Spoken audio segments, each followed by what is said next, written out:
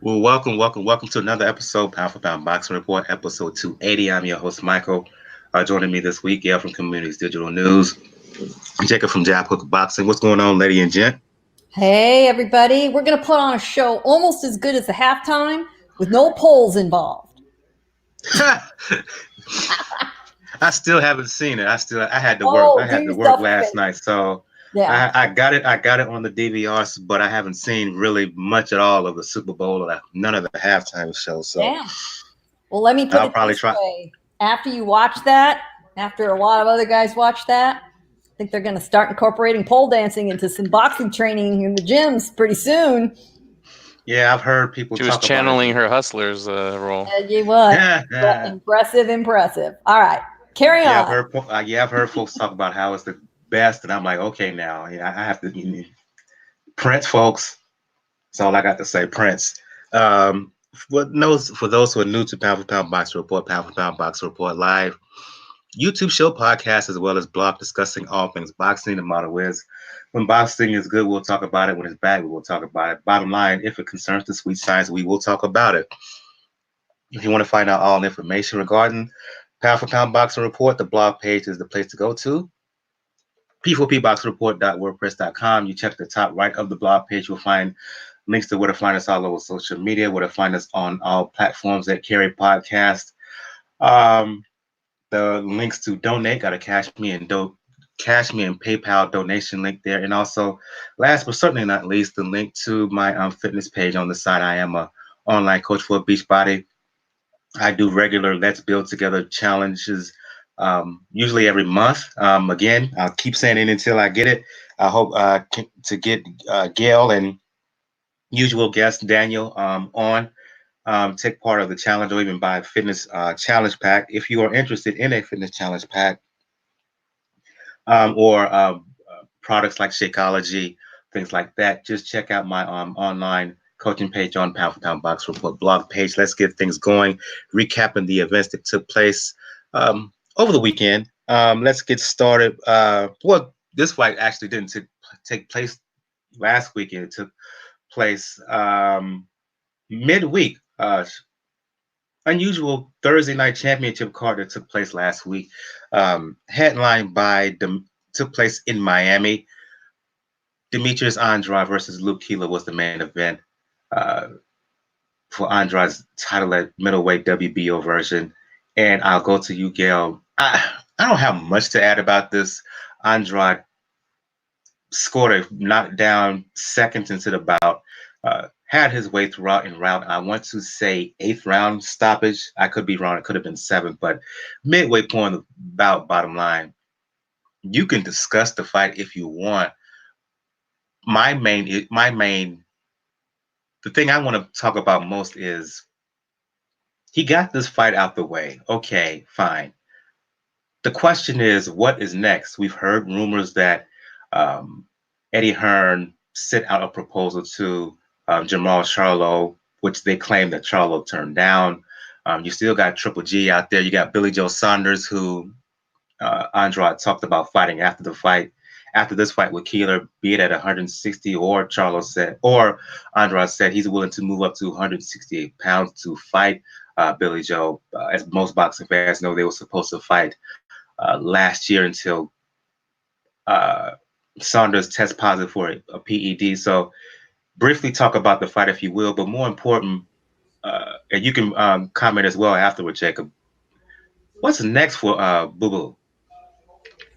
The fight itself, once again, as he has many times before in recent fights, Andrade, you weren't kidding when he said seconds into the round, like 3 seconds into the round, Keeler was on his backside. And I thought, wow, finally, for once, Andrade is going to deliver exactly what he promised, a quick end to things. It didn't happen that way. Keeler got up, got knocked down again, and made it through the round. Okay, good for him. Shows some characters, gutted it out, but this fight's gonna end soon. Good. Everybody call it a night. It's late. It's a school night. No. Then we got the same thing we've seen several times before, where Andrade just backs off, lets the fight grind along. He's completely in command the whole time. No question about that. Scorecards are going to be a blowout. We get it. But he can't close the show. Now, thank goodness, to his credit this time, he finally did. He closed the show at 2:59 of the ninth round. So basically, after 9 rounds. And it was only because Keeler's team finally threw in the towel and said, yeah, we're done. We're done. So did Andrade help his case? He probably helped his case more with the lead up to the fight. He had a lot of fun with it and kind of had the Star Wars Darth Vader theme going on, playing off the Luke, I am your father threat. That was entertaining. But Andrade is one of those fighters who's if you're going to do that, all I will say is if you're going to do that, wear the whole outfit, not just the mask. Well, he had a T-shirt, just to make sure during the last news conference that said, Luke, I am your father, just to make the point. I'm good with that. Yeah, he didn't commit to the whole head to toe black, which would have been at least, somebody needs to give him a hand with that kind of thing.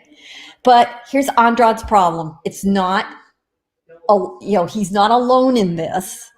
He's a tremendously skilled guy with limited entertainment value for the casual fan, right?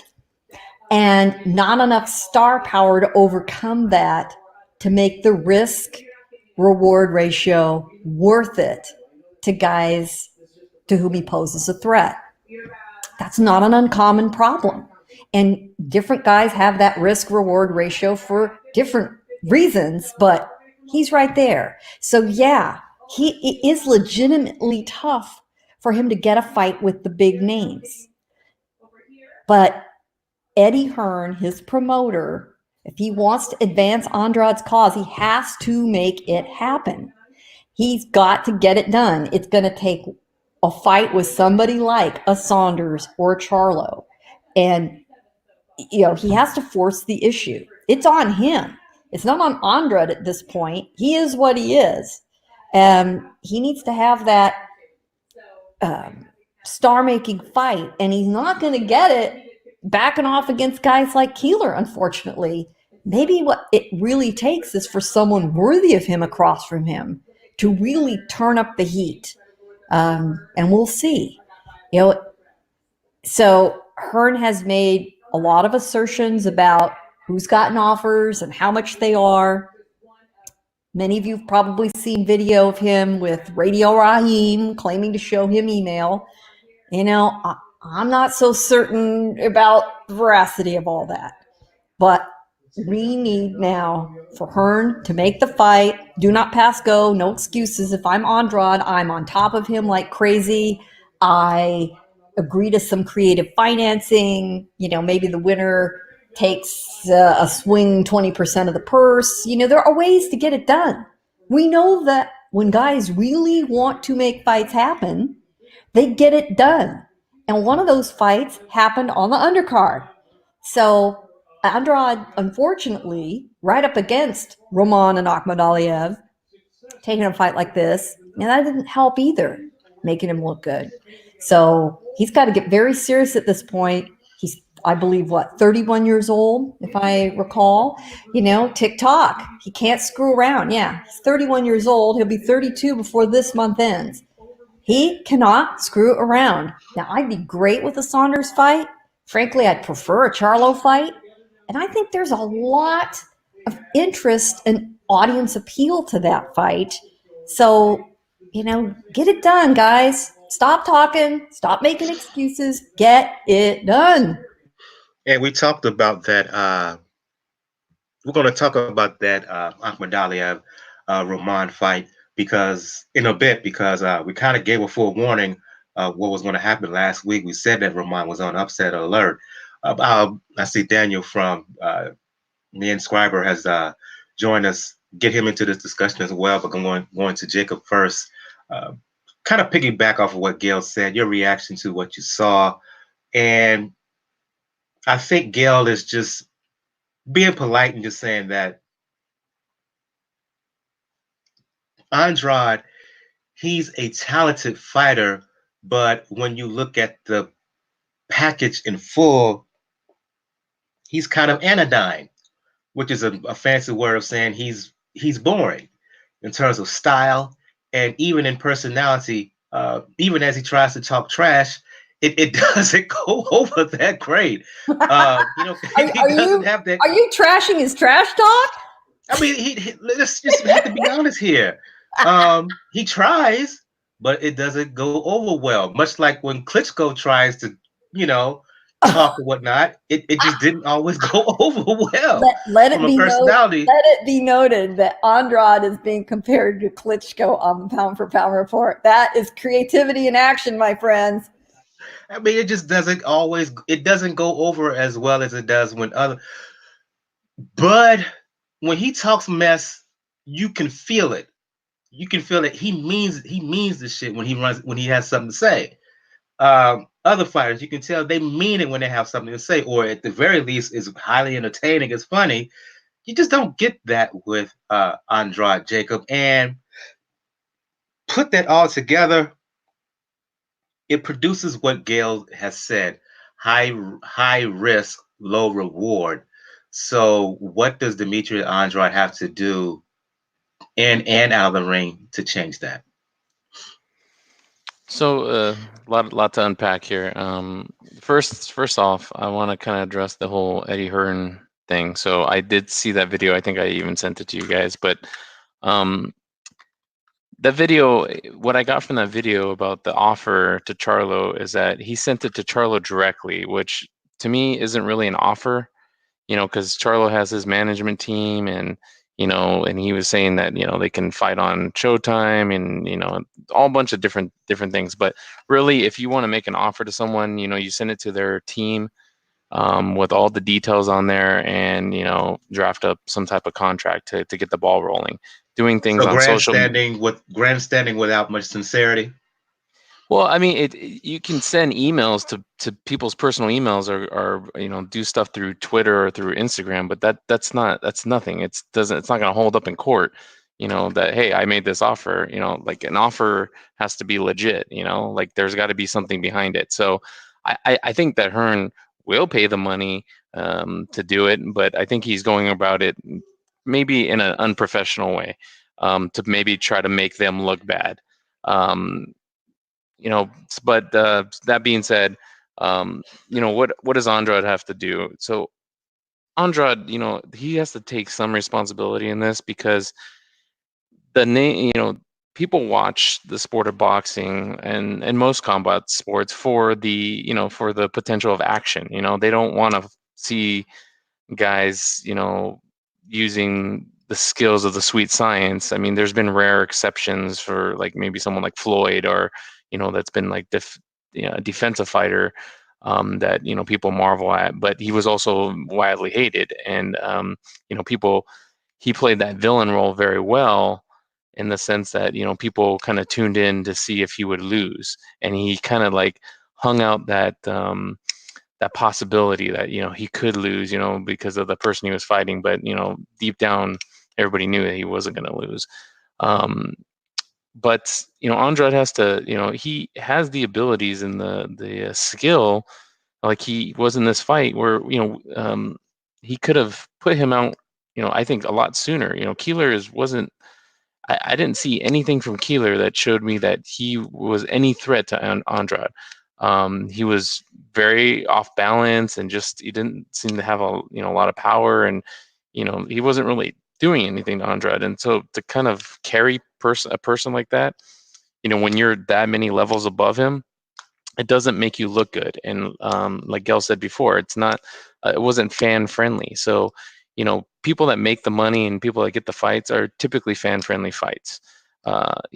People that are all action. Like, why did Gotti wasn't, Gotti was a champion, but he was in all action fights, and people would pack the East Coast to see that guy. He can fight anybody. He can fight um, basically anybody, and people wanted to see him because they knew he was going to give it his all. Um, but from the Hearn side, he obviously has to do things to make the deals. And I think they should also lean on the boxing sanctioning bodies, because they can, like they've done many times before, they can make mandatory, hey, we need this fight to be made by this deadline, or it's going to go to purse bid or whatever. Like, push that issue. And if the guy doesn't want to fight, then, or if they don't want to be part of that purse bid, then he drops the belt, and then he has a chance to fight someone else for that belt. He becomes that number one mandatory. So I think those are the different things that he can do. So one is him being a better action fighter and putting these guys away that he should be putting away. Two is getting his management team to push the issue and draft up contracts. And then three, push the sanctioning bodies to make these fights mandatory, because that's why they have the rankings. Well, ideally, that's why they have them, is people move up the rankings, and you're the champion, you're defending against a top ranked guy. I know there's been in the past been lots of problems with that, where they'll push somebody in the top 10, just because they want to make that fight and blah blah blah. But if this is really what he wants, I think he can push the issue. I'll go to you, Daniel. Jacob gave a proposal with a couple of ideas in terms of what Andrade could do in order to put him in a better position to get a big fight. He mentioned what his team could do, what the sanctioning bodies could do. Another thing in addition is what his fans could do in terms of, look, boxing is, in 2020, boxing is really as much about social media and the push that you get from folks on social media, from your fans, from your supporters on social media, putting you in position, putting your name out, putting a guy's name out there to say that he deserves this fight. He's this talented. He's this good. He would do this well against fighter A, fighter B. The problem is, Daniel, does Andrade have that kind of support base where they could push him in a position into the boxing mainstream's attention, where the call, the shout for him to fight, say, a Golovkin, the call to fight a Charlo, the call to fight a Canelo is so strong that attention, it cannot be ignored. Your reaction to the discussion that we've been having so far regarding Demetrius Andrade? Okay, I have to base this from my personal experience in sports. There's only so much capital that either a team or an individual has, and based on what decisions that you make, you burn that capital, you build it. It's no secret in this panel that I grew up in Miami. And as such, I grew up as a fan of the Florida/Miami Marlins now. Mind you, this is a team that over the course of 3 ownership groups has, over the course of time, assembled, either through the Yankee way of doing things in MLB, which is buying World Series, or developing it through the farm system. You have great teams and then immediately dismantling them, destroying whatever capital that you have with your fan base, to the point where it's reached that today, where only real people that pay attention every day are the people that have to, because it's their job. Real hardcore baseball fans, but you've burned a lot of capital with the greater fan base as a whole in Miami. That's what Boo Boo is to me right now. Through his own ineptitude and stupid business decisions, he's burned a lot of capital with the general boxing fan as a whole. Yeah, us here, we love the fact that he knocked somebody out. He called up the big names, but I've grown to the point in my experience with Andrade that I expect him to do something business-wise to screw up whatever opportunity he gets, or for something else to happen, which is not his fault. Like the Billy Ho thing, that was completely on Billy Ho. But at the end of the day, it all goes back to the fact that he had a chance to fight one of the Charlo twins, I think it was Mel, for a belt,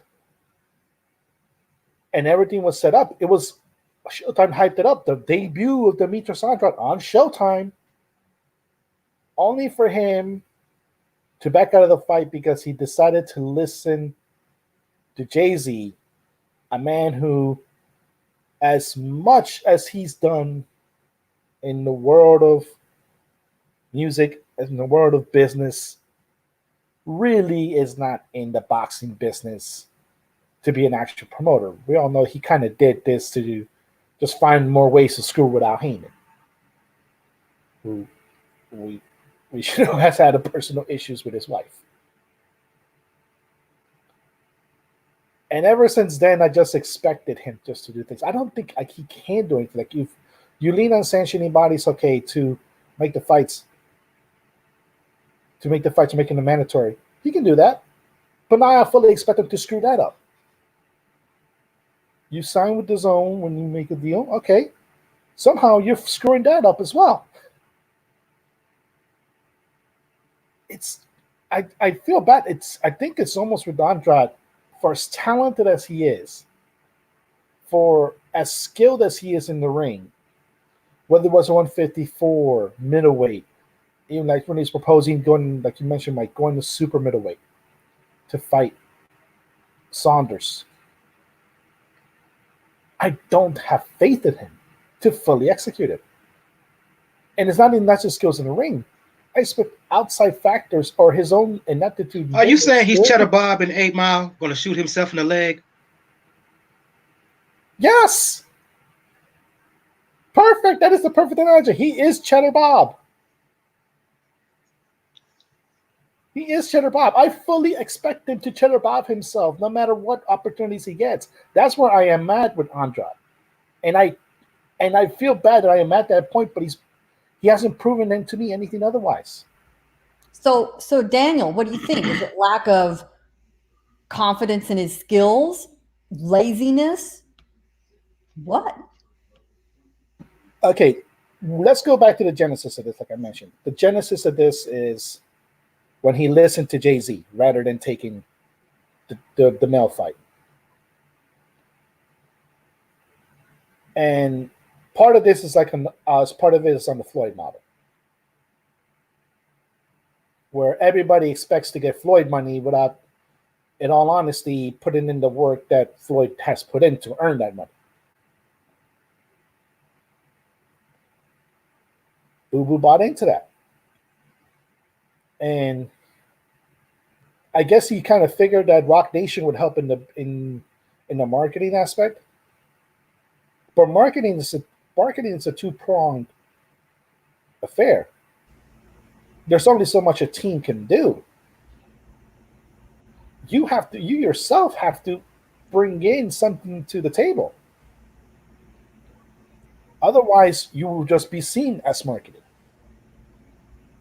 And that's probably what it is. And honestly, he's bought a lot into this mentality that a lot of boxers have had, where just because you have an O, you deserve this amount of money this quickly, without realizing that a lot of that cachet, the values of that is built through hard work, is built through your fan bases. Nobody's going to pay you this amount of money if you don't show to the venues and the promoters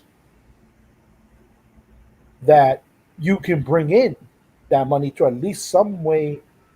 If you're not going to break even, at least not be too much of a hemorrhage. Andrade hasn't proven that through his own like ineptitude. A lot of it's self-inflicted. A lot of it is him listening to people he shouldn't be listening to as far as business, which degrades things in the ring, and that's the ultimate flaw of it.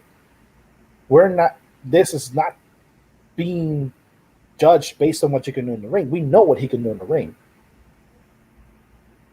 but it's just right at a point where you feel like you're gonna burn yourself, you're gonna shoot yourself in the foot because you have proven to have done it in a very consistent way in the past.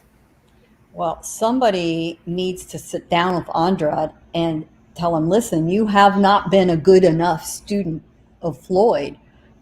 For every hour of sweat and toil Floyd put in inside the gym, he worked just as hard on marketing himself. Floyd is a marketing and a business genius. He might even be a bigger genius in business than he is in the ring, and that the two had to go together to make him as successful as he turned out to be. Otherwise, you're absolutely right. Then, without that other key piece outside the ring, Floyd ends up being Andrade. So somebody needs to tell Andrade, you missed a class or two in school following Floyd's school. You've got to get busy and make yourself more attractive to the fans. And nobody watched a Floyd fight for the sheer thrill of it. They watched Floyd because he was intrinsically entertaining. I want to read a comment from the YouTube chat. Thanks, Sean Fitzgerald for checking us out on the show this evening. He had a comment. I'm going to read it out here verbatim. I'm going to show it here live on the show as well. He says, I think sanctioning bodies will only force the issue for ranked contenders rather than opposing champions. At this point, I think we're hoping to see him unify rather than fight another contender. The problem is, and that's an excellent point, he's having the darndest time getting a unification bout in the fold, in part due to the issues that we discussed here. And the way things are going, he's going to continue to struggle in that regard. And let's just say he doesn't get a unification bout against a Charlo or a Triple G. Who is there for him to fight amongst the contenders, folks? Well, wasn't that the whole point of him going to DAZN, though, is because they had Danny Jacobs, they had Triple G, they had Canelo, they had, I thought that was the point of him signing with them, because they had a lot of the middleweights, a lot of the top middleweights, I guess considered top middleweights. But again, that goes back to Hearn and his relationship with DAZN and Golden Boy or whoever. Like, why can't he make these fights? Because if you look at Andrade's record and his resume, it doesn't. There's not a bunch of names on there that really jump out at me that tell me he's like, I know he has skills, but like he's fighting guys that aren't really the top of the heap. And part of it might be his fault, but his management has to do something. He was in that that kind of black hole for a long time. And then he signed, and we thought we were going to see these fights. Billy Joe Saunders, that wasn't his fault, like Daniel said. But why aren't these other fights happening? And say what you will about the other guys in the division when they fight, these tune-up fights. When Golovkin fights a Steve Rolls, or there's a Dennis Hogan. Okay, not the biggest names, but they blow them out. That's the difference. Right, and outside of the champions, when it comes to the contenders, to Sean's point, there are not a lot of folks there. I mean, outside of Andrade, outside of Charlo, outside of Canelo, Triple G, who else? Only thing I can think of right now is Munguia. You got Munguia, you got Derevyanchenko, who nobody wants to face. It's just a problem. I would say Chris Eubank Jr., but given the Eubanks issues with Hearn in the past, I don't think that fight is going to happen. Yeah. So yeah, So you have to start his looking at some of these names. And honestly, you know, Jacob's fight is not a, Mariota. yeah, Murata, which if you believe it, he's slated to fight Triple G. Jeff Horn's seemingly got a fight. Do you, I mean, you start really going down to the bottom of the barrel here. I mean, yeah, you got Jeff Horn, but I believe he's going to fight Tim Zoo Yep, Yep. all Yep. next. set. So I mean, we're starting to get toward Gabriel Rosado, which is actually a fight I wouldn't mind seeing. I wouldn't mind it either, but that's the part of it. Always okay. If we're gonna go back to the whole, like Hearn thing, like a lot of it is gamesmanship. A lot of it is truly gamesmanship. Where we've seen this before, where one side has to embarrass the other, and it's a very easy way to embarrass to just show a document without any other backup and say I did this, I did that. Like It wasn't a document. It's an email. It's literally an email. There was no document. I don't mean document in the fact of a legal document. Let's just say paperwork. Let's just put it that way, paperwork. But I was gonna say, like the whole Wilder Joshua thing, that was a prime example of that, where people were trying to claim paperwork as means of saying like, okay, this was done, this was done, this was done. But there's only so much that you can do, because at a certain point, yeah, you would have to force the issue if you're Eddie Hearn. Like, in all honesty, yeah, just think about it, why isn't Andrade trying to push for a Danny Jacobs fight? Danny Jacobs is a top 10 level middleweight who you can use. He's not a super middleweight, though, right? Not super middleweight, but this is Jacobs. Jacobs can go down to middleweight if he can. But the main thing I'm going for is the fact that what do people like to do? People like to compare fighters. If they're not facing each other, they compare them via proxy. And with Jacobs, you have a pretty decent proxy as a man who has faced both Golovkin and Canelo. And you can use that as a proxy to launch yourself into those fights. We have to remember, like, fighters have done that before, like, especially when there are other fights that were lined up and seemingly set in stone. Should need to remind people of how Austin Trout won his way into a fight with Canelo when everybody thought that it was already preset for Cotto. And Austin Trout made them change their plans. Andrade could do the same thing. Force yourself in the situation. But it has to be done in a way where you're not shooting yourself in the foot. And unfortunately, I've reached the point with Andrade where I don't trust him to be able to do that. Let's move on to talk about some fights on the undercard here of Andrade, Andrade's win. Excuse me. I'll go to you on this one, Jacob. Get the conversation started. You had what amounts to a grudge match between Tevin Farmer and Jojo Diaz. Farmer defending his IBF title at 130 pounds against Diaz, who's had title chances before at 126 pounds. Diaz ended up winning this bout by decision. Surprised me. I thought he was going to be a guy who always just happens to come up short against the big names. Survived a nasty gash or cut over his left eye. He looked like his eye looked like a dragon fruit at the end of that fight. It was that gory looking. Farmer to me, in watching the fight, he didn't have that usual uh, snap in terms of energy. Was it the case of Farmer who had it was rumored having issues making weight? Was it a case of him being drained to get down to 130 pounds? Was it a case of Jojo Diaz having a career best performance, or a combination of the two, in your opinion?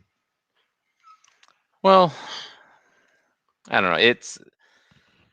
I don't think Jojo had the career best performance. I've seen him fight better than that, and I've seen him fight worse than that. I think, Farmer, to his credit, even though I'm going to give him half credit on this, he said no excuses, but he did say something about his hand, so that's to me an excuse. But he said, Jojo was the better guy, and he just didn't have it. One of the things that they said that I think could have played a factor in the commentary was the fact that Farmer has been so active, and that sometimes when you're too active, you can kind of wear yourself out, and you can put in a bad performance. The best boxers in the world have had bad performances, and I think that this was just Farmer's bad performance. His game plan wasn't there. His corner, I don't think had enough urgency. They kind of towards the end they were saying, "Hey, we're losing this fight," but I mean, he was losing the fight early on. And he didn't fight in the same style that he normally does. He wasn't as defensively sound as he normally was. He seemed like to want to be in the pocket and kind of trade. And I know Jojo Diaz doesn't have a big punch, but like they say in other sports, do what got you there. Don't change it up at the Super Bowl. Do what got you there. So I think he'll learn from this. But this is one of the reasons that I've always, because the fight that's been talked about is the Farmer versus Tank Davis, and they had been jawing at each other for years. But I always had sided with Tank Davis because I think Farmer would have some trouble with him, and he had some trouble with Jojo Diaz. But they're going to do a rematch. He has that in his back pocket, probably within 6 months or so. It might not be right away, but it'll happen. And I think he'll right the ship and turn it around. But, hats off to Diaz. I think mostly everybody in this panel was picking Farmer to win. And, Diaz got the win. He finally got his belt. And, so he did what he had to do to win. I'll go to you, Daniel. You can follow up, Gail. Jacob is making an argument that it could be a case because Farmer has fought so much over the past year plus. He could have came into the bout a bit stale. Do you agree? There could be an argument to that. There can be an argument to that. While we admire a lot of times fighters like that fight constantly, that don't try to do what Gary Russell does and appear like that great, like, I don't know, like whatever they call the Groundhog Day groundhog. But don't mention Russell. Well, at least not now. He made you look at that fight and be like, see, that's why I only fight once a year. But I'll go on. Was it Ponticelli Phil or something like that? Or Ponta something Phil? Yeah, it's something like that. But I saw this fight, and like from the round 9, I wanted Farmer's Corner to take him out because he didn't look right after a certain point. He just didn't look right. I don't know if he looked like he was concussed or something happened in there. And I'm actually surprised they didn't stop the fight with how bad that cut looked in Diaz's eye. Because it kept looking like it was swelling and swelling in the pictures that I kept seeing. But Diaz backed up his mojo. He proved that he is world caliber. And now he has a belt. And he can hold up to it. Yeah, they're going to fight again in 6 months. But this might be 6 months that Terminal Farmer needs. Because to answer the original question, as much as like we like the fighters that fight all the time, they need rest. Your body cannot go into the concept of constantly training. I know we like the phrase, oh, we're already back in the gym. That's fine and everything, but then you let your body rest. Farmer, for the most part, hasn't. And a lot of that has been because he's in many ways trying to not follow in Mbubu's footsteps. He's trying to put his name out there. He's trying to have people talk about him. And people have. But at a certain point, you have to you just have to lie down. You just have to relax. And let all of the soreness, all of the work settle itself. And this 6 months is going to be good for Farmer to do so. Let him heal up. Let him get fully rested. Go into camp refreshed and see if that fight was a fluke. Or is it a situation where JoJo has learned enough from fighting a world level talent now to where he is now fully world level talent? We don't know. We thought we saw that with Andy Ruiz, and we saw what happened with Andy Ruiz. Only one, he got complacent. JoJo can afford to do the same, but I'm really, really surprised like this. I thought Farmer was going to be a little bit more crafty, a little bit more elusive, but at the same time, I'm still surprised that the referees didn't stop that fight. Your thoughts on what you saw? Yeah, were you also surprised that they didn't think about stopping the fight due to that horrific? That thing wasn't even a cut. That thing was, whatever was a word to describe something beyond a cut. That's what that was. Your reaction to the commentary from Jacob and Daniel in terms of Farmer maybe being overused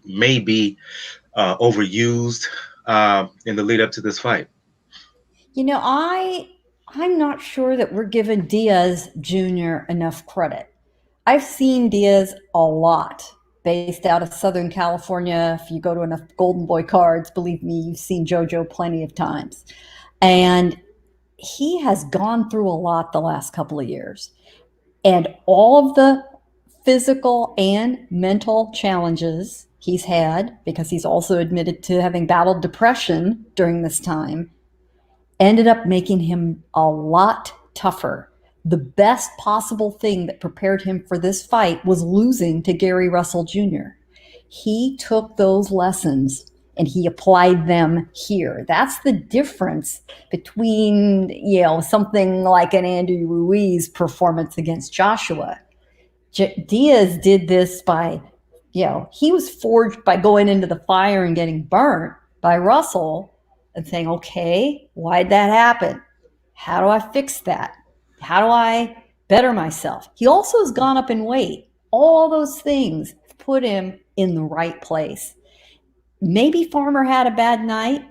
We don't know. We don't know until we see a rematch, which I think we're going to get to see, and good for them. Lou DiBella, Farmer's promoter, insisted that he go to the hospital after the fight. He did go to Jackson Memorial Hospital. He underwent a CAT scan. Everything looked normal. He seemed good. He got released. So whatever concerns there were, they appeared to be unfounded. I am really glad to hear that they went through that exercise to check, because he did look, for lack of a better term, he looked a little twitchy, uncomfortable. And who knows what that was. Everybody's entitled to an off night, and a rematch will let us know whether that was the case or not. I'm not terribly surprised, though, by the outcome. As to the cut, if you heard Diaz talking about it after the fight, his approach toward dealing with the cut was full on denial. I'm not looking at it. I'm not acknowledging it. It's not there. It's just not there. I'm letting the team handle it. I'm good. He had a tremendous cut man in the corner, Ben Lira, who did a great job. And yeah, it looked really horrible. But if you noticed, it wasn't excessively bleeding. It didn't affect his eyesight. So yeah, it looked pretty horrible. It's kind of in a way like the cut Badu Jack suffered against Marcus Brown. I mean, horrible looking. As a fan, you're looking at it thinking, man, I could barely look at the screen when there's a close-up. But it didn't affect the performance. And I think that's when a ringside physician looks at it and thinks, okay, is it life-threatening? Is it threatening the ability of the fighter to perform to an unsafe degree? Or is it just kind of nasty looking, but it's going to sit there? And Lira had it under control. So, Diaz Jr., talk about being able to compartmentalize. That's a tremendous strength as a fighter to say, man, I hadn't even really looked at it. Damn. And I think he said after the fight, damn, when he finally got a good look at, at an overhead camera, he said, that's pretty fucking ugly. That shows how far he's come. So great win for him. And let's roll it back. Indeed, and it looks like they're going to roll it back later on this year, maybe in 6 months, as Jacob alluded to, because it's going to take some time. One, I think it would really benefit Former if he was to get a break. Two, that a cut that size, that massive, it's going to need a good bit of time to heal fully. So it'll be a while before we will see these two back in the ring in a rematch. Diaz won, but it was a pretty decent fight. So let's have him do it again. I go to you, Daniel, to talk about this third and final fight we want to talk about on this card, because I refuse to talk about that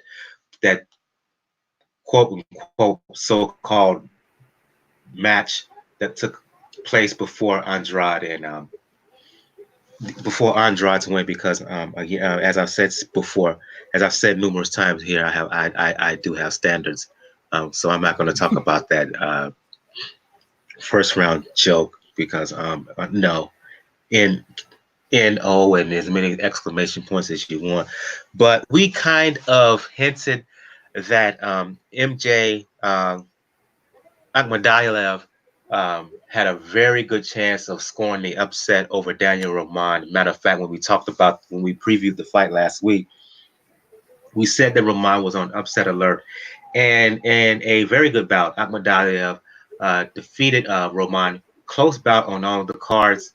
Roman came on late, but it was a case of Akhmadaliev got off to a really, really good start. He was the quicker fighter, in my opinion, throughout, Daniel, with the hands, and he had I don't think he hurt Roman in any big way, but he had enough power to keep Roman honest. Roman has a reputation for being a very, very active fighter, throwing a lot of punches, but I think it was the activity and the work rate of Akhmadaliev, particularly in the first half of the bout, that was the separator early on, and he kind of hung on to get the decision.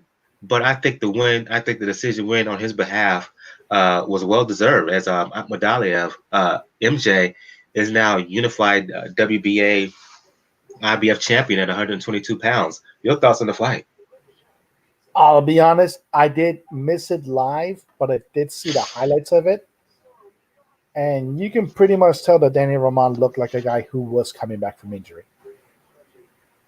And those are the toughest fights you want to get, particularly when you're somebody like Roman, who has wanted to unify the division, has unified 2 titles, has been in a war of words with another champion, and Ray Vargas, who, like I mentioned now, will not make it possible, unfortunately, to fight in, because he's now on the Heyman side of the fence. And all that coming in, it's always surprising. It's always going to be that fights when you come back from a tough fight or from injury, where you have to watch out for, whether it's injury or whether it's a tough fight. And we've seen a lot of good fighters for years fall into that, and this is a situation of that. From the highlights that I've seen, yeah, it was a really good fight, but Roman didn't look like his usual self, and unfortunately, it's going to take a bit. Hopefully, they do get a rematch because it was really, really good fight from the highlights that I saw. And now that Roman's like going to be a little bit more active, maybe we see a different result. Should we get a rematch? I think a MJ a rematch, excuse me, would be in order. Well, I'm not gonna say would be in order, but I wouldn't be against it. Gail, read a comment from Sean here in the chat. He says not sure if it qualifies as an upset. I think MJ was a minus 225 favorite. Technically, Danny was the underdog despite being the champion. I just say the underdog, Sean. Just give a respect to Daniel Roman as being a champion, as being a unified champion. And MJ, to a lot of folks, was an unknown quantity. Not many folks have seen him either live or on video. So I just put favorite underdog under that context. I'll go to you, Gail. Your thoughts on what you saw?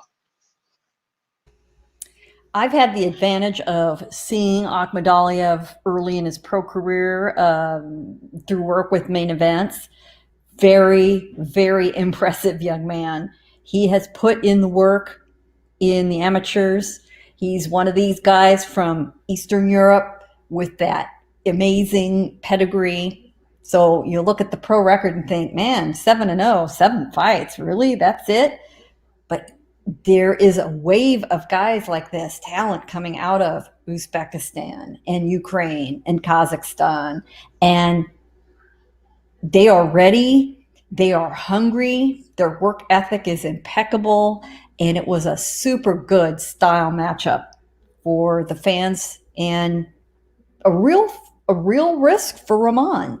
So before we even talk about how good Akhmadaliev's performance was, it takes two to make a fight that's that enjoyable to watch. And Danny Rahman could have dropped one of the belts. He'd still be a champion at 122. No real harm done.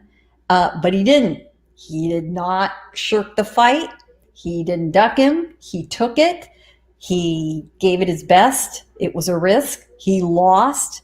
He made no excuse whatsoever. He gave credit due, and he's ready to roll it back too.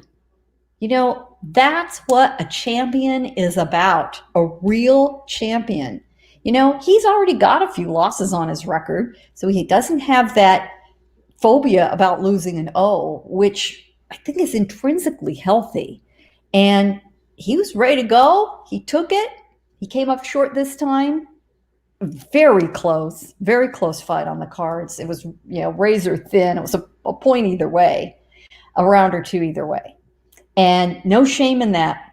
I'd love to see that again. Akhmadaliev, he's got tremendous speed.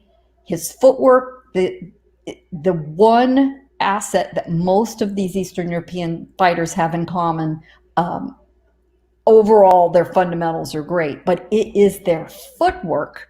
And at times, Akhmadaliev's footwork and speed together with the angles he's willing to punch at makes him look like an Uzbeki Manny Pacquiao in some ways. And he is the first world champion in boxing from Uzbekistan, which is kind of hard to believe, but he will not be the last because there's a big wave of them. There's a whole gang of he and his fellow aspiring champions who are working with Joel Diaz in Indio, California. They've all settled in, they support each other, and it's just a perfect marriage. He's one of these guys employing the fan-friendly Mexican style of boxing, which again is what made it such a good style matchup with Rahman. Fighters like Andrade and all the others who say they can't get a fight, they don't understand why they aren't getting fan love, a lot of offers.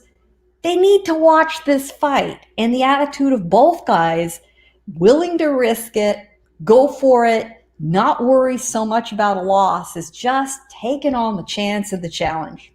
And we're the winners when they do that.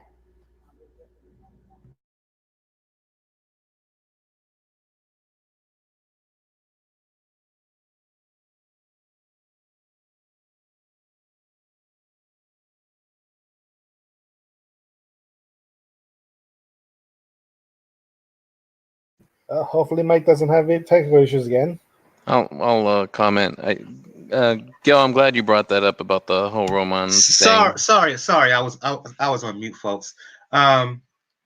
You took Gail's point. She's right. Sometimes, as a fighter, as a champion, especially, you just have to put yourself out there to fight any and all comers, and based on your performance in the ring, based on your opponent, plus your opponent in the ring, you can get fans that way, and that's what happened here. Uh, you got two relatively unknown guys, particularly Akhmadaliev. Put him in there with the Roman who unified the belts in the last time we saw him in the ring, and it produced arguably the best fight on the card, the best fight of the night. And people are talking about this fight in the aftermath. Uh, Thoughts on that, Jacob, and thoughts on Gail's point about sometimes you just have to fight. You have to just put your name out there, put your face out there, and you never know what can happen. Yeah, I mean, to Gil's point, I'm glad she brought it up. My hat's off to Roman. He did what we want champions to do.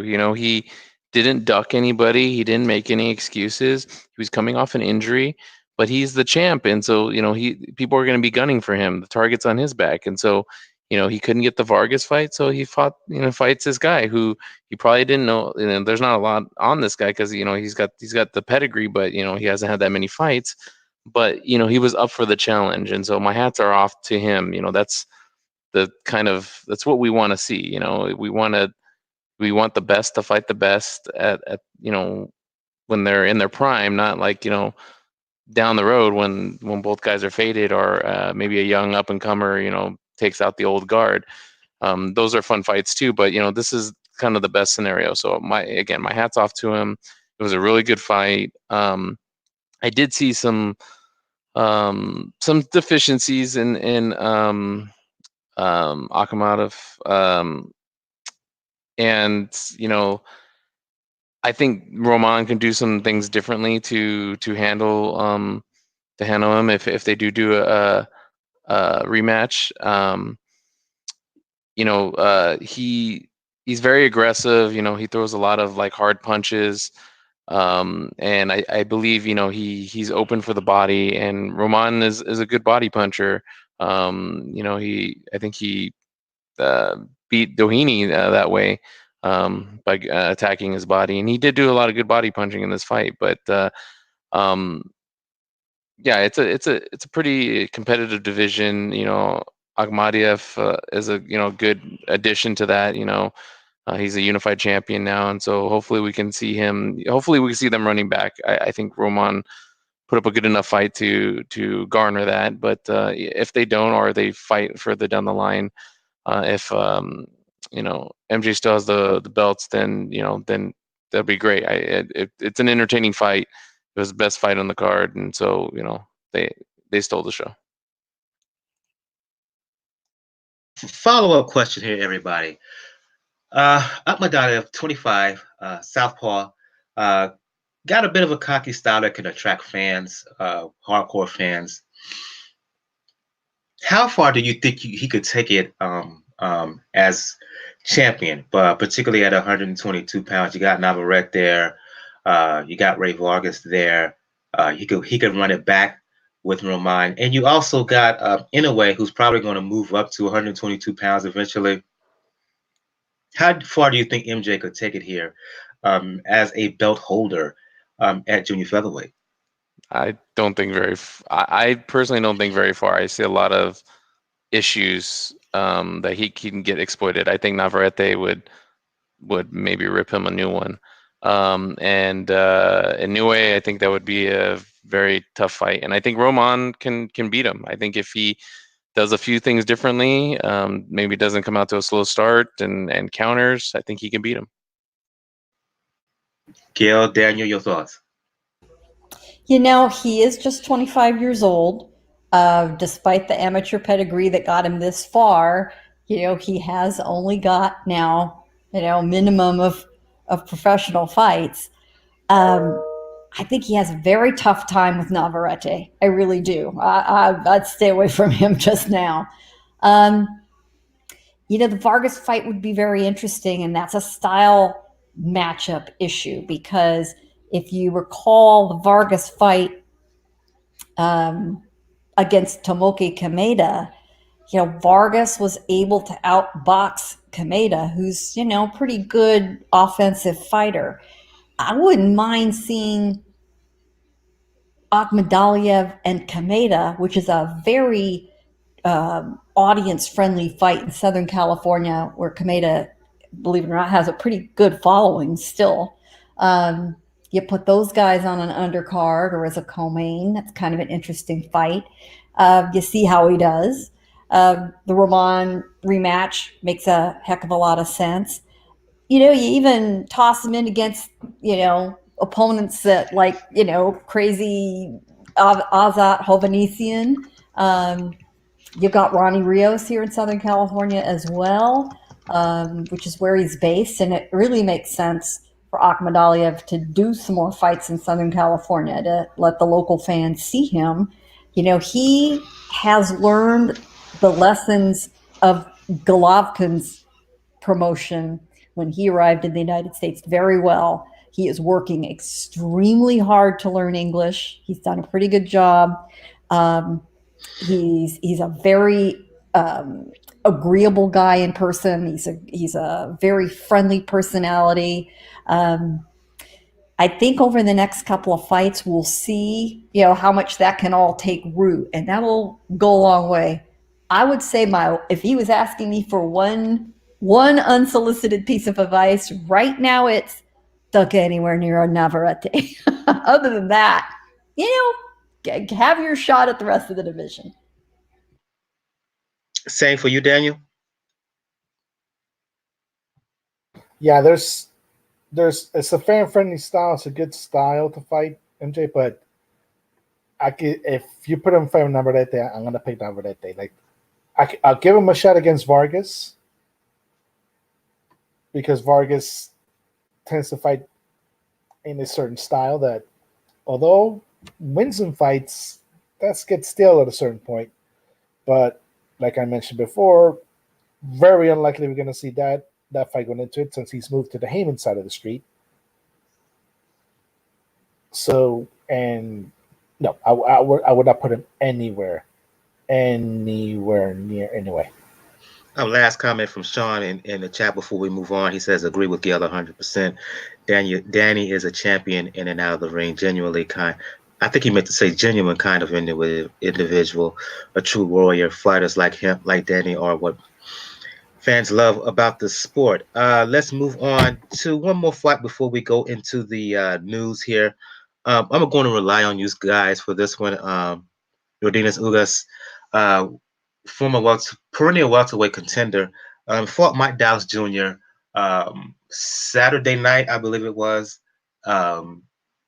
Ugas won by decision. I wasn't able to see this fight in full, so I'm gonna leave it up to you guys to opine about this. So, your reaction to Ugas win over Dallas? I think it was stoppage. Stop. I think the corner stoppage. stopped My bad. Stoppage win. Your reaction to it?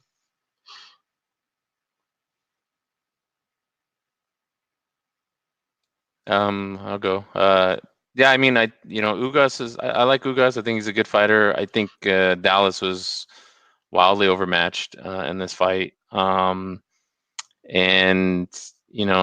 probably wasn't maybe the right fight, I guess, to make. Dallas hasn't really done much, in my opinion. But Ugas, stays busy. I thought he did good, and he basically just dominated Dallas. I'll go to you, Daniel and Gail. Ugas' close competitive fight with Sean Porter for the WBC belt. A lot of people felt that Ugas might have deserved a decision. I think this puts him right back in the position for another title shot. But given the landscape of boxing at 147 pounds between the champions, where does he go from here? Yeah, that let's just call it for that what it is. That was a glorified sparring session. That was purely a glorified sparring session, unfortunately. Mike Dallas stood no chance. His corner did what they needed to do. They had to get him out of there.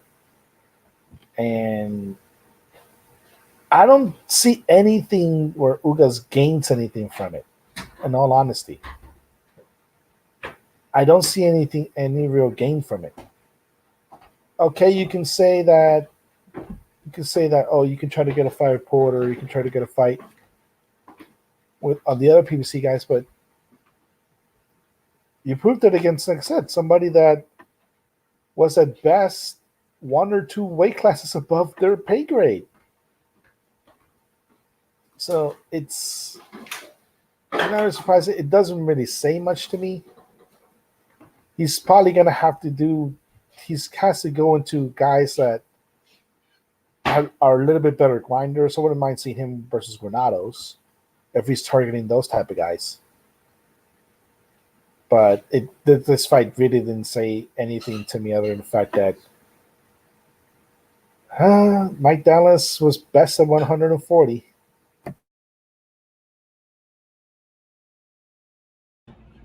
Yeah. Similar reaction from you, Gail? Yeah, I mean, Ugas outworked, out-hustled, outplayed Dallas Jr. I mean, he just did not make a dent in Ugas at all. And, his corner gave him his shot to see what he could do and then said, okay, son, that's it for you.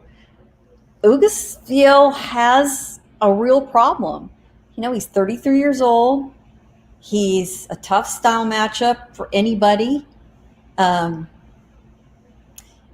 Nobody's dying to get in the ring with him. It doesn't necessarily prove a whole lot if one of the top guys beats him because everyone's going to say, well, he's 25-4. So what? His record isn't that pretty. I mean, if you beat him, how much does that say for you? And he's not that easy to beat is the problem. Again, you come to the risk versus reward ratio. And while you can beat him, the fans are going to say, their equivalent of so what? So what happens? Well, does he become more of a gatekeeper for the younger guys looking to put a bigger name's opponent on their record before they get to them in comparison? So I look at somebody like Rashidi Ellis, Virgil Ortiz Jr. I get it. There's promotional issues with some of these guys, but you look down the line and say, who is there for him to go at? I think it's going to be tough. I like the Granados fight. Honestly, I think that's an interesting fight. That's certainly be interesting. Find somebody down. I think you got to find somebody on the rise with something to prove to go after him. Not, we don't want to see him against some of the old war horses on their way out. I mean, please do not put him up against, somebody like, I'm trying to think of, a good example here to tell you what I mean. Don't put him up against,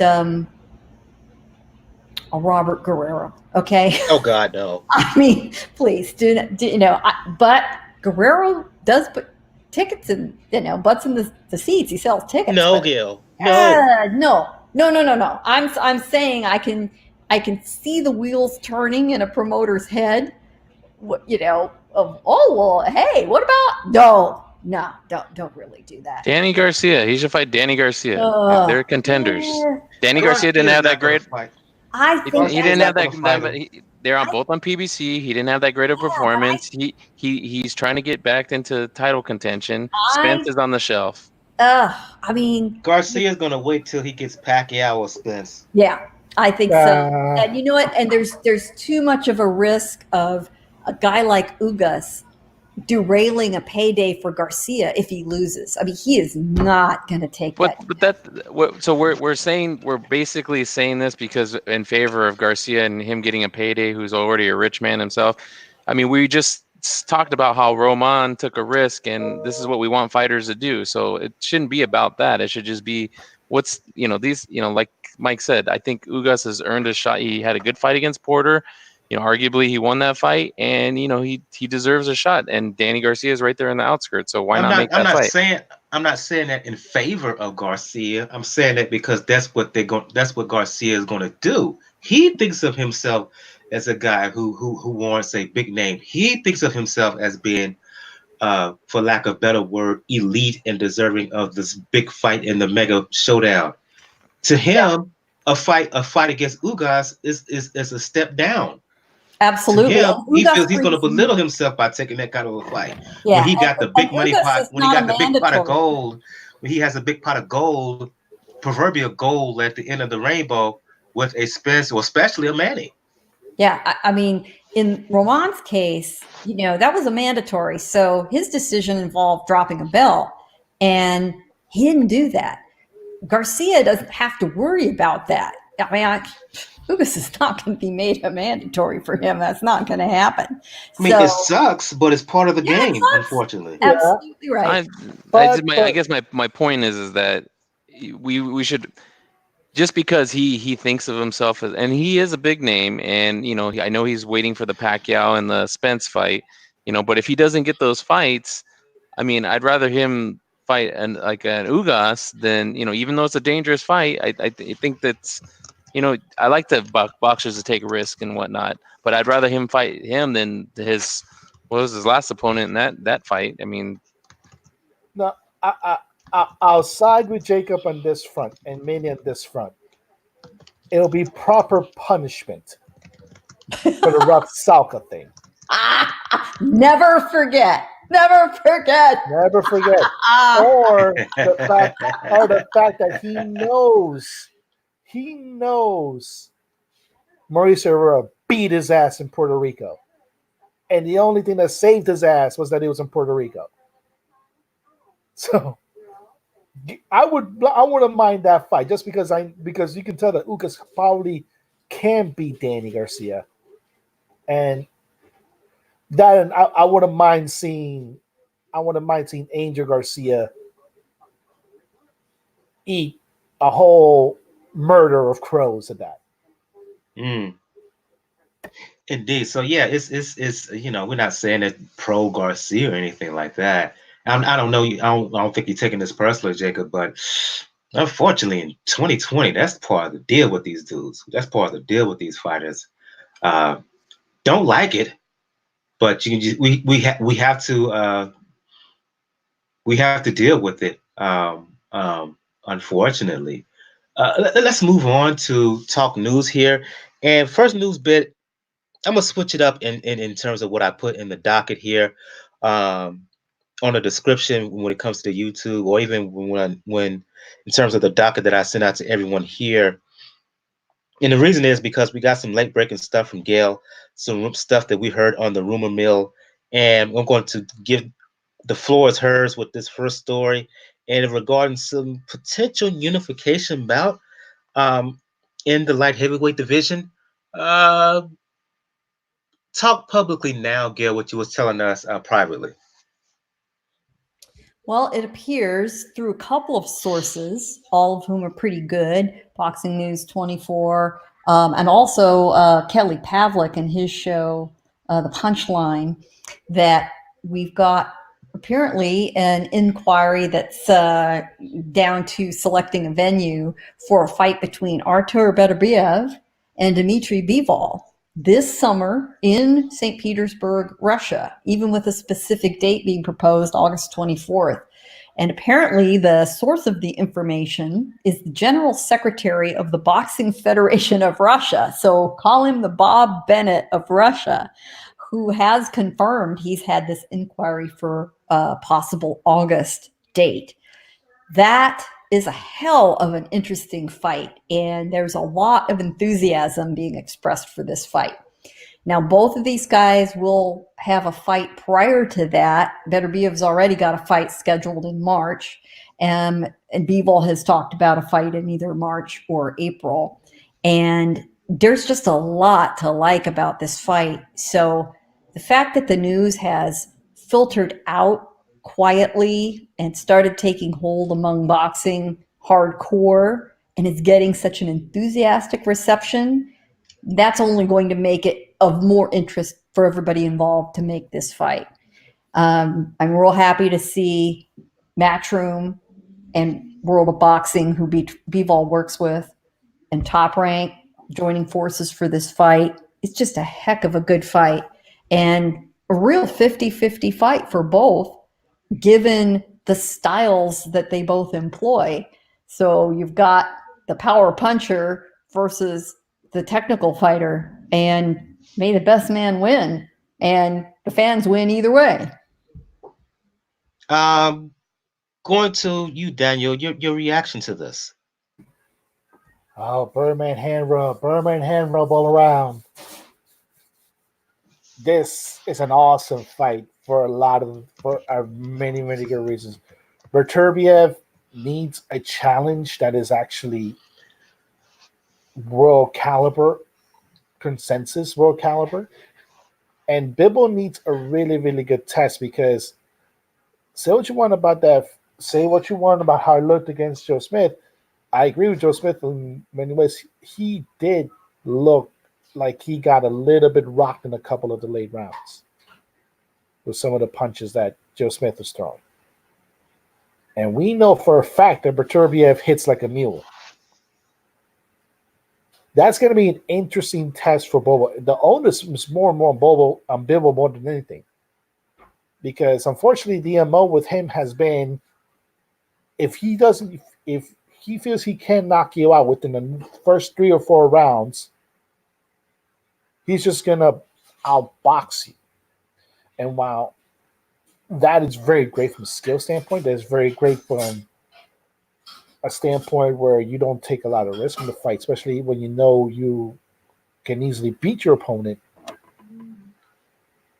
You're in a division that demands knockouts. And this is going to be the ultimate test. And if it's in Russia, there's not going to be any quote unquote home field, home ring advantage in this aspect. They're both Russian.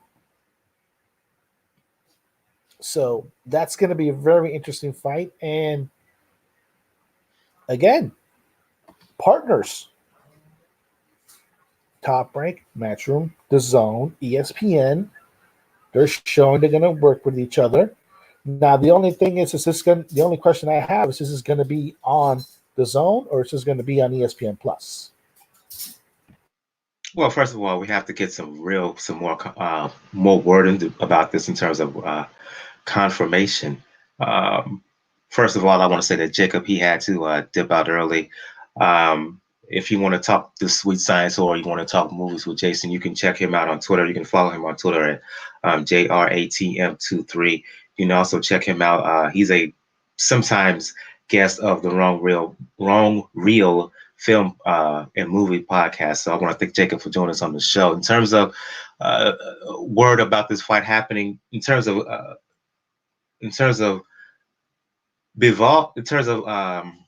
Beterbiev, this is not necessarily he needs a big fight, because he had the big fight his last time in the ring against Gvozdyk, which he unified the belt.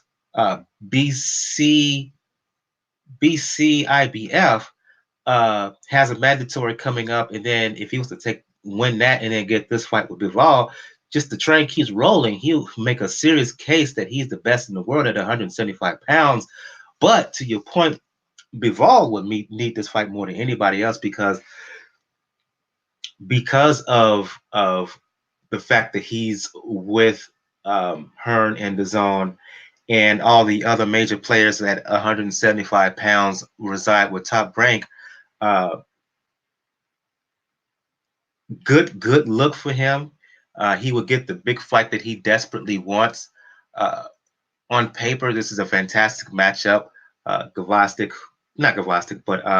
Beterbiev, the power puncher in this guy, the physically strong Brahma Bull against a Bivol, who's one of the smoothest, slickest fighters in the world, arguably the best overall boxer from a skill perspective at 175 pounds. So let's hope that this fight is indeed a reality, not just a rumor at this point. Because if it does happen in August, as is being rumored, one of the best fights in the sport right now.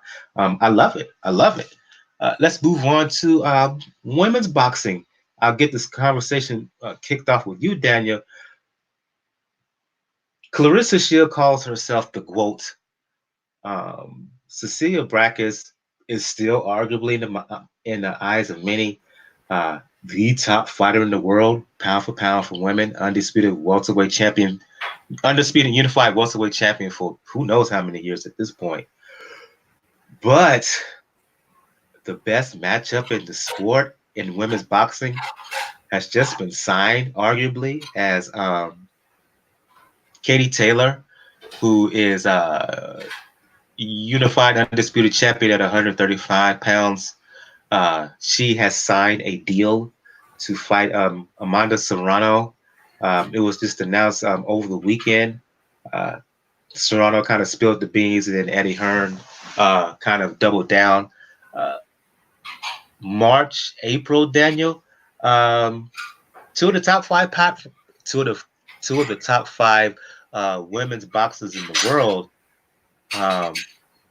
They're going to get it on and about that hardcore heads who pay attention to women boxing have been talking about for quite a while now.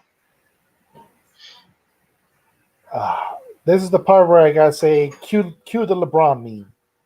It's about damn time. It's about damn time. Katie Taylor got put in the ring with. I think there's just a theme happening with me today, like world caliber fighter.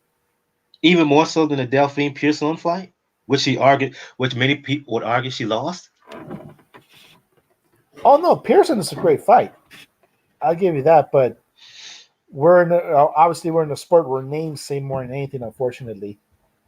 And Amanda Serrano's a name, and people know that Amanda Serrano can fight. So this to me is very, very exciting. It's a fight that many people have wanted to do, because it almost looked like the direction that we were likely going to be headed to was at a point Taylor versus Brækhus. And Katie Taylor is probably not ready for that yet, but this is going to be a very, very fun fight. You know, those two have talked smack for a while, and we know there's some personal animosity between the Serrano family and Taylor. So that is going to be a fun fight. And if it propels Serrano to stay in boxing more, because we have to remember she is in this little middle ground that unfortunately a lot of female fighters are in, where one fighter boxing, their next fight is in MMA, because they don't see them making enough money in boxing. Maybe at this point, this fight's good enough, and if she wins, you can see Amanda Serrano fully dedicate herself in that area in the sport, and maybe we build up that division. I'll go to you, Gail, though the final details hadn't not been ironed out in terms of locale. The fight could happen in New York. Fight could happen in London. The bottom line is these two ladies, elite fighters in women's boxing, they're going to get it on. And if you're a fan, I don't care, men's boxing, women's boxing, you always have to applaud when the best are fighting the best. It will certainly getting that with this juicy, mouth-watering showdown. I love it. It's a great matchup, and it's a great matchup for women's boxing in general, because both of these ladies bring an entertainment value. They've got the personality. They've got that beef outside the ring, the whole family fight issue, which will naturally engender some more interest. This combines a lot of the topics we discussed throughout this show tonight. Champions willing to go after the best competition possible at whatever risk to themselves, and the need to be able to draw in fans with the proper marketing, the proper matchup. You know, we're going to get some world-class trash talk out of these ladies, and they bring it. They both bring it. Serrano got a knockout win in her last fight. She took the fight on. She was in training when she took the fight, but she was training for an MMA fight and had to switch gears. And that is not easy to do when you're in the gym with one mindset going for a certain type of fight, and then you're going to completely switch sports, combat sports. That's impressive, especially given the showing she had. I'm really torn about whether the better venue would be in the UK, specifically, really in Ireland, if not London, or in New York. Flip a coin. Where can they make the most money? Which audience needs to be drawn in more? I could argue that it would be better overall for women's boxing to do it in New York. But I'm not going to complain about some of those small details. The one and only thing, if I could, pray to the boxing gods, give these ladies 3-minute rounds. Wouldn't that be a hell of an interesting fight? We'll see what happens. And that is, by the way, entirely possible if all parties agree. There are plenty of commissions which are perfectly fine with 3-minute rounds. That is an option available in quite a few venues. We'll keep you updated on the situation, but for sure, the ladies have signed to fight. Details will be coming in terms of when the fight is happening and where on a future episode, Pound for Pound Box Report. See if I want to go. I'll go to each of you individually on these last two topics because I know we a little bit cut short on time here. Daniel, reaction to the news that Big Baby Miller has officially signed with Top Rank.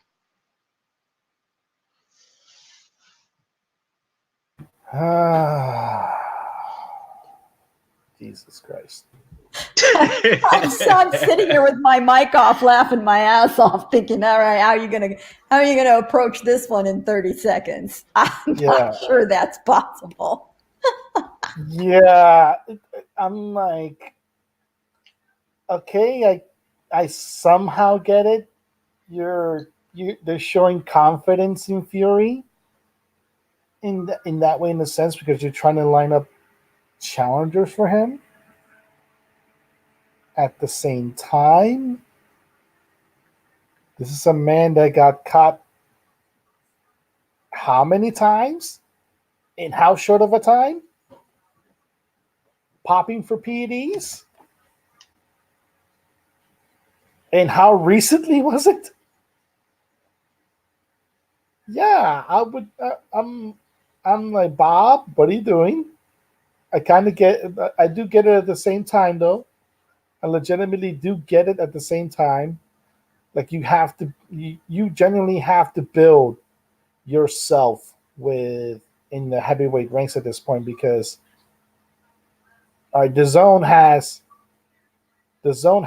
obviously Joshua, and we know PBC has Wilder. And if you're Top Rank, you had Ruiz, but Ruiz is no longer there. And if you're also Bob Arum and you're partners with Frank Warren, you kind of know that your other two somewhat top prospects that are somewhere in your stable are on a collision course with each other, and neither are probably ready to take on a world stage. And people don't know I'm talking about Joe Joyce and Daniel Dubois, who could be also slated to fight each other. Even though we also have to point out that Joe Joyce has been ordered to fight for the European title. I'm guessing that he's just banking on Fury is going to win, and that eventually down the line a Fury Big Baby fight. Yeah, but that's one of these backing up. But this is something that I'm gonna go a little bit more into, like when we preview the fight. Uh, but we have to take into account how Wilder does with rematches. Obviously, the first one was remains to burn. He went the distance with Stubborn the first time and won the title from it. He ethered Stubborn in the rematch. He, with the fight against Ortiz, if the referee had 10 more seconds, he would have lost that fight in the 7th round. Was able to rally back and win in the 10th round. And in the second fight, he was losing on a boxing standpoint, but Wilder hit Ortiz so hard that you literally saw his soul leave his body. What happens if Deontay does the same thing to Fury? Then what are you going to do, Big Baby?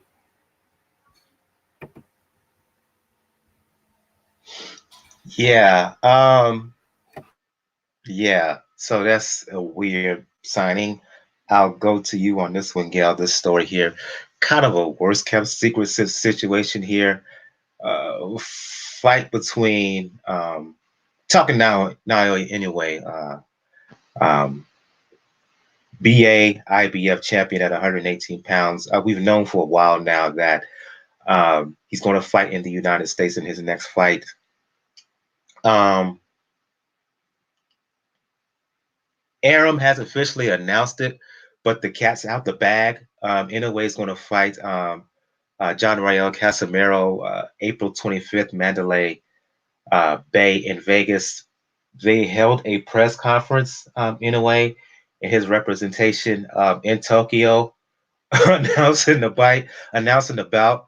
And then hours later, Arum talked about tweeted that big news regarding Inoue's next bout, and by that time I already written about it for Three Kings Boxing. It's like, okay, Arum, they've been talking about this bout.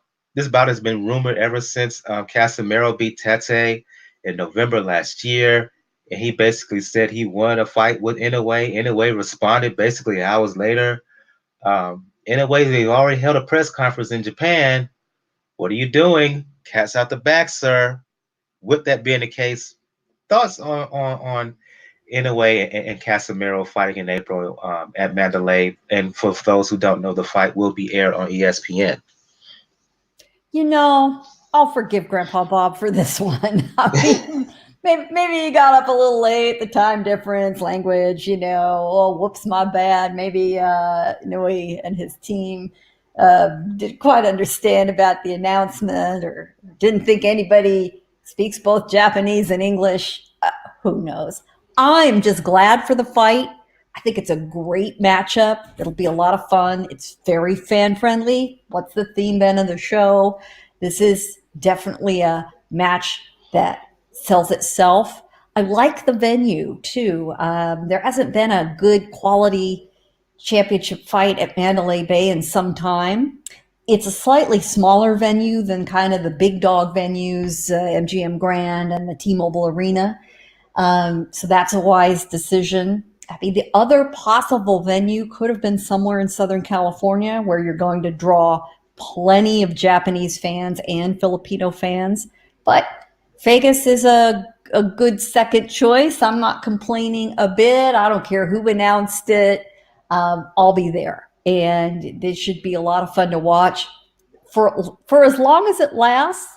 But Casimero, he's got a lot of guts, and he can go rounds with Inoue. And after that Donaire fight, who doesn't want to see him back in the ring? I don't care who he's fighting. Put him in with Big Baby for all I care. I'd like to see it. Indeed. I may cut this preview short for one fight because, look, one, we're pressed for time, and two, I know Guillermo Rigondeaux is fighting, but Do y'all really care about that fight? Oh, spare our audience. Really? Okay, cool. You want to know about Rigo? Go find the information yourself. Okay, Get okay. motivated, please. As much as I like Rigo, I would rather talk about Tank's bullshit at that point. Okay, Oh, okay, my cool. God. So we're gonna focus on one main fight, and fight is happening this weekend. Allentown, PA, February 8th. Fight is going to air on Showtime as Gary Russell Jr. We mentioned him a little bit earlier in the discussion about Terry Farmer in terms of him being possibly stale and overworked. Uh, Russell Jr. is going to fight his mandatory a fighter by the name of Nyambayar, excuse me. Nick, aka Tug, is his nickname, I believe. I'm going back to you on this one, Gail. I said upset alert in terms of the Roman bout. For me, I am putting Russell on upset alert. If he doesn't bring his A game here, because I've seen Nyambayar fight, Nyambayar is good. I think he was the silver or gold medalist at the 20 at I want to say 2012 Olympics. It could be 2016. 2016, I believe it was. But still, Nyambayar is good. He can box. He can punch. I like his skill set. Poise in there. He has a little bit of swag in terms of how he fights. He's based in Ontario, California. He fights, and more importantly, he trains and spars out of that tough Southern California Mexican American boxing circuit, boxing gyms in those areas. So he's been tested in the gym. I like fighters who want to come up, who get sparred and sparred against, who spar against good competition, and that's the case with Nyambayar. Uh, Russell is arguably the best featherweight in the world, certainly the fastest. But Nyambayar, his mandatory, he's going to give him a really, really tough fight. Your thoughts? Oh, yes, he is. You're right. He was a London Olympian. He lost, he won the silver medal, but he lost in the gold medal round to anybody? Don't Robicide. know. Robicide. Okay. Who was a buzzsaw through a lot of really talented guys in the Olympics. Yeah, and he is yet again one of these guys with a very thin looking on paper professional record. He stands at 11-0, 9 knockouts. He's made several appearances on undercards. Some of you might have seen him blast through Oscar Escandón last year in 3 rounds with a super good knockout. He had a very close fight against Claudio Marrero last year, and then he has been out of the ring since then. So here we are with Mr. Gary Russell Jr. Deciding to schedule his annual fight for the year early. I guess we could get back the rest of the year. I don't know. So here he is.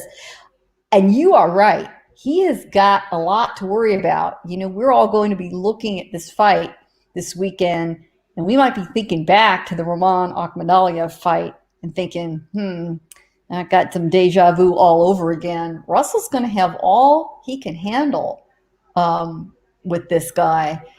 He's from Mongolia. You think about somebody from that sort of upbringing coming up through the amateur ranks, looking to make something of himself. The truth is these guys come in so hungry, so motivated. They train so damn hard. And, that gives them, something extra in the tank, even against somebody as skilled with as good a track record as Gary Russell Jr.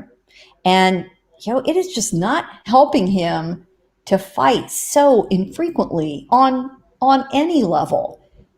Training in the gym in between cannot replicate the action in a real, honest to God, everything's on the line fight.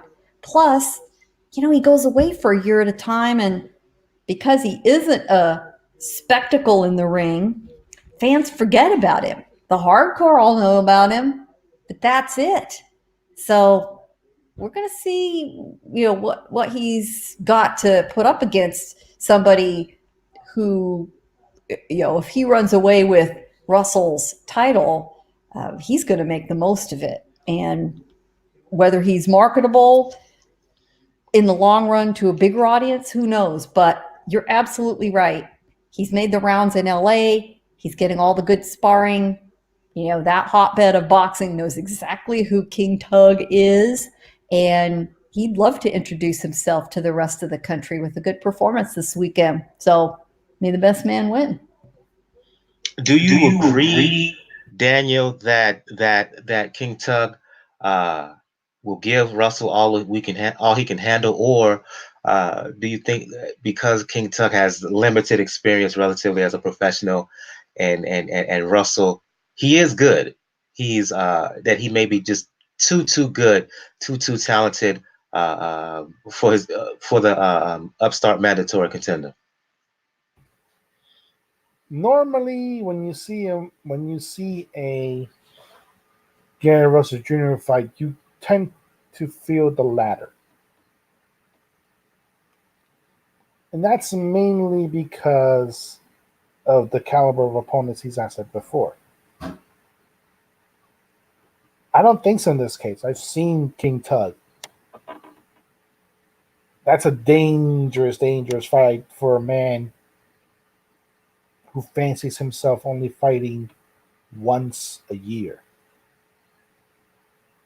That's going to be a dangerous fight for Gary Russell. And it is a fight that he could lose. A genuine fight that he can lose. So I'm going to put myself on upset alert, because we have to remember Gary Russell did not look that dominant against Jojo Diaz. So this could be a fight where he may see a whole nother spectrum, might not be prepared for it. And I agree here. I think that on paper Russell is the favorite. He should win, but I think people are kind of sleeping on King Tug. I've said I'll double down again. I think he's just a really, really good fighter that many people do not know about. Similar vein to MJ Akhmadaliev, his fight with Roman. I think we could have a similar scenario, and do not be surprised, do not be shocked one bit if Nyambayar indeed defeats Gary Russell. And I think we're going to shut the show down on that note. I want to thank Sean Fitzgerald for his comments and his questions in the live YouTube chat. I want to once again thank Jacob for joining us on the show earlier. Shout out to other semi-regulars, Gus from Corruption and Boxing, Bo from Three Kings Boxing, and Truth and Facts About Sports. Going to go around the panel here, starting with ending the show with ladies first, just like we begin the show with ladies first. Gail from Communities Digital News. For those who want to talk the sweet science, for those who want to talk media, small business, let the folks know where they can find you. You can find me on the interwebs at PR Pro San Diego, and especially boxing Twitter. I have to admit, trolling there. And my regular column runs at Communities Digital News, which is COMM, COMM, Digi, DIGI News, comdiginews.com. And of course, weekly on the Pound for Pound Boxing Report. Absolutely. Last but certainly not least, Daniel from the Inscriber, for those who want to talk the sweet science, for those who want to talk the NBA, especially when it comes to the Miami Heat, who have a big game, I believe, out in LA against the Clippers coming up this week. Let the folks know where they can find you. Yes, it's a good game against the Clippers. You can find me on Twitter at Raucus99, RAWKUZ99. You're probably going to see me RT a lot of old Sixers tapes, because tonight the Heat just decided to essentially curb stomp the Philadelphia 76ers at home. And there's a lot of old takes being disposed, but definitely catch us on next week. We are coming back, Joe and Fest coming back actually right after Wilder Fury 2 comes in. So be on the lookout for that. It's going to be in the weekend. And we're going to preview a lot of fights. We're going to digest a lot of what happened in the sport because I know we didn't talk a little about here. I understand the reason why, but yeah, we have to get some thoughts on this. Like I said, this tank bullshit that just happened. Yeah, I really did want to touch that this evening. For those who do not know, I'll mention it here as we begin the show, as we end the show, and I see what you mean about the Sixers because the Heat mollywopped them tonight, beat them by 31 points. For those who do not know, at a celebrity basketball game in Miami over the past weekend, Tank Davis was caught basically putting his hands around a woman, turned out to be the mother of his child, putting his hands around her neck and basically grabbing her, escorting her out the building. Not a good look. That's not how you conduct yourself as a man. Weak on his part. As my brethren from Three Kings Boxing, who did a podcast tonight, talked about it. Beta male stuff on the part of Tank, and I agree exactly with their comments about what Tank did. That's not what you do as a man to a woman, period. And he's been getting a lot of pushback from that, justifiably so. There's video out there that surfaced over the weekend, late Saturday and early yesterday of that event, and it's disturbing as it sounds. And basically, that's what happened. I'm not going to go into much more about that because, it's an ugly incident. And yeah, and I'll just say again, I co-sign much of the comments that I heard Three Kings Boxing podcast when they described what he did as a beta male, and that's not how you act regarding a woman, period. Weak and punk-like on his part. So that's all I got to say about that. Yeah. If you want to talk the sweet science, if you want to talk music and fitness with me, you know what it is. On Twitter, Brother JR, at Brother JR76 on Twitter. As I said to begin the show, if you want to find out all things regarding Pound for Pound Boxing Report, blog page is the place to go to. P4pboxingreport.wordpress.com. That's the link. Check the top right of the blog page. You can find links to where to find us all over social media, where to find us on platforms that carry podcast, the PayPal and Cash Me donation links to my online fitness coaching page. On the next episode, we will do a recap of Gary Russell Jr. and his mandatory defense against King Tug Nyambayar, and we will do a preview of Ryan Garcia and Linares. They're going to be fighting on the same card on the Zone on February 14th. The winners of those two bouts, they will presumably, if Garcia and Linares win, it looks like they will fight each other this summer. On the 15th, Caleb Plant is going to defend his super middleweight title against a guy, quite frankly, I never heard of, Fegan Butts. Have y'all guys ever heard of a fighter by the name of Fegan Butts? I've butted out of that fight completely. So we will do a preview of those three bouts. So again, I want to thank Jacob for joining us on the show earlier. Thanks Sean Fitzgerald for listening. Thank you for listening, Sean. If you like what you heard, please hit that like button. Please hit that subscribe button on YouTube, on iTunes, and please leave a review for us on iTunes or Spotify. 5-star review will get read during the show. So yeah, for Jacob who joined us on the show earlier, Gil from Communities Digital News, Daniel from The Inscriber, I'm your host Michael. This has been episode 280 of Pound for Pound Box Report. We will see you guys next time. Everyone have a good evening. Good night.